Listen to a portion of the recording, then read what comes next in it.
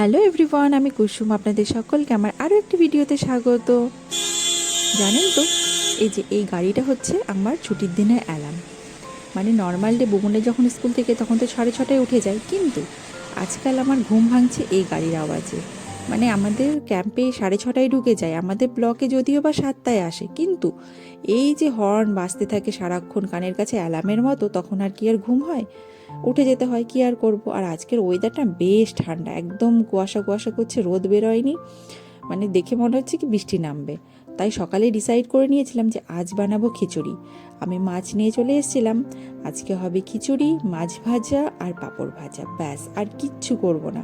4টে মাছ আমি নুন হলুদ আর লঙ্কার গুঁড়ো দিয়ে মেখে রেখে দিয়েছি, আর এখানে মাছগুলো রেখে দিয়েছি, এগুলো আর আজ করব না। এই 4টাই ভাজা করব। দুজনের মাছ হলে তো আমরা দুজনেই খাবো আর কি। এই দিয়ে আজকে জমিয়ে কিন্তু দুপুরের লাঞ্চটা করব। আমার না খিচুড়ি ভীষণ ভালো লাগে, সে নর্মাল খিচুড়ি হোক, পুজোর খিচুড়ি হোক, মানে খিচুড়ি বলতে আমি পাগল।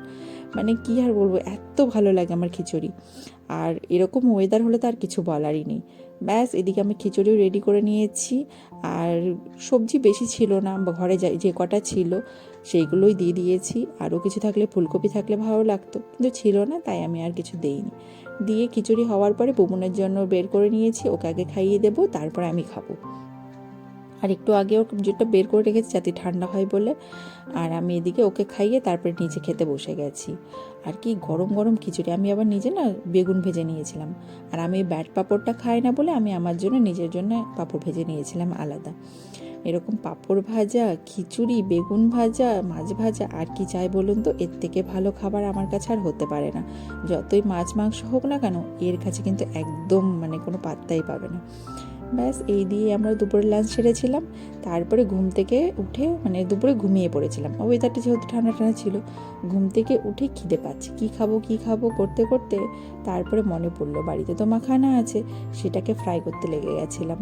আসলে এই ফ্রাইটা না বুবনও খায়, আমিও খাই, আমার ভীষণ ভালো লাগে। আমার কাছে পপকর্নের থেকে নর্মালি এই মাখানা ফ্রাইটা বেশি ভালো লাগে। সামান্য একটু ঘি দিয়ে, একটু নুন লঙ্কার গুঁড়ো দিয়ে একটু ভাজা করলে বেশ ভালো লাগে কিন্তু খেতে। আর বেশ মচমচে হয়। যখন এরকম মচমচে হয়ে যায় তারপরে আমি লঙ্কার গুঁড়োটা দিই। নয়তো কি আগে দিলে লঙ্কার গুঁড়োটা পুড়ে যাবে, একটা তেতো তেতো ভাব হয়ে যায়। যে কারণে লঙ্কার গুঁড়োটা আমি একটু পরে দিই। আর দিয়ে ভালো করে নেড়ে নিয়ে ব্যাস রেডি আমাদের মাখানা ফ্রাই। সন্ধেবেলা কিন্তু এটা খেতে ভীষণ ভালো লাগে, একটু চটপাটা হয়, একটু ঝাল ঝাল নোনতা নোনতা, খেতে বেশ ভালো লাগে।